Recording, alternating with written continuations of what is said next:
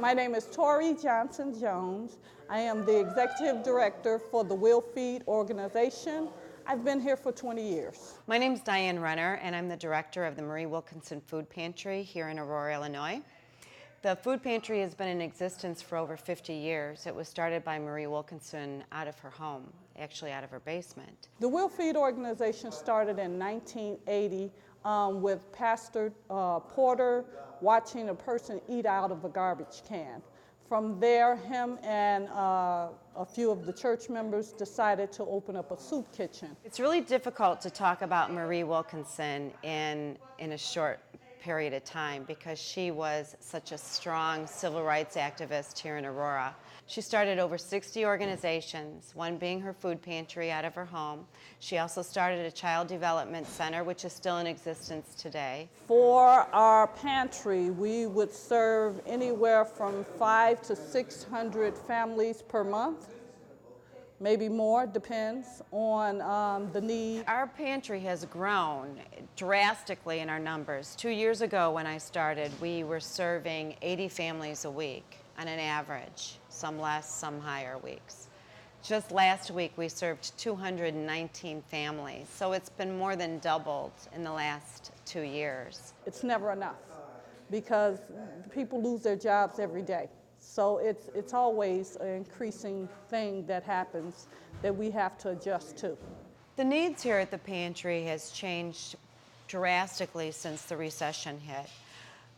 Even though we've been in existence for over 50 years, we never really hit the 100 mark until just this past year of feeding families on a weekly basis. There are no restrictions to who can come and who cannot come. As long as you're able to walk through the door, you can collect some food.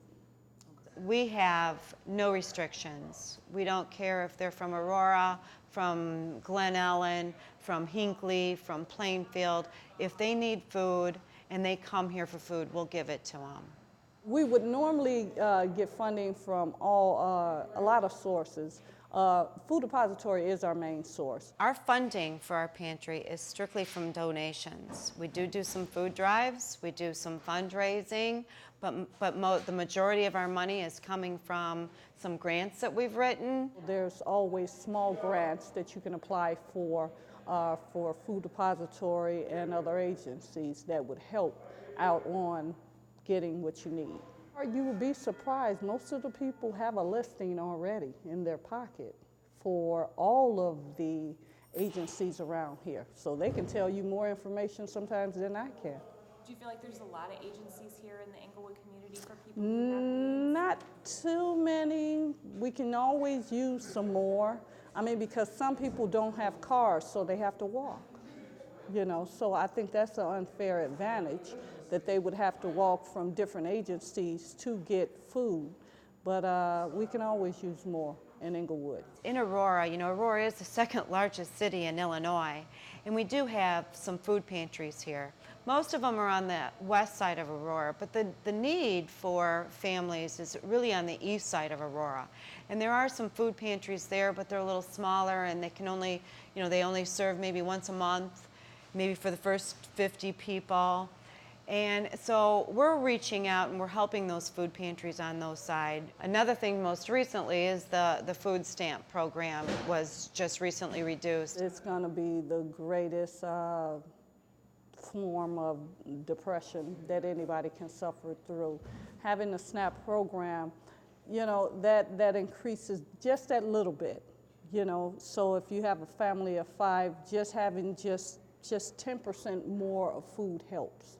But they don't understand that without that little bit, it kind of cuts. We get mainly our food source from donations here again, churches, schools, organizations that want to go out and have a food drive, some businesses.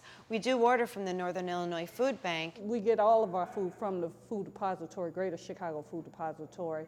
And once we get it in, we normally divide it up along the tables here and make out the bags for the clients. We normally make out on an average, like today, we gave out 72 bags. And then we open our pantry into a client choice shopping where they can pick the items that they want.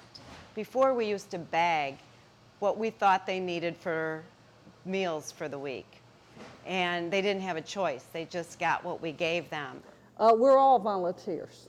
No one gets paid. We actually have no full-time staff.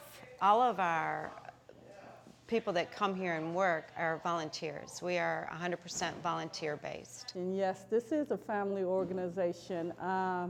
My husband started off with just his 2 sons, and then when I got here, I had my 2 daughters here working, and they were little at that time, 5 years old, wanted to help volunteer.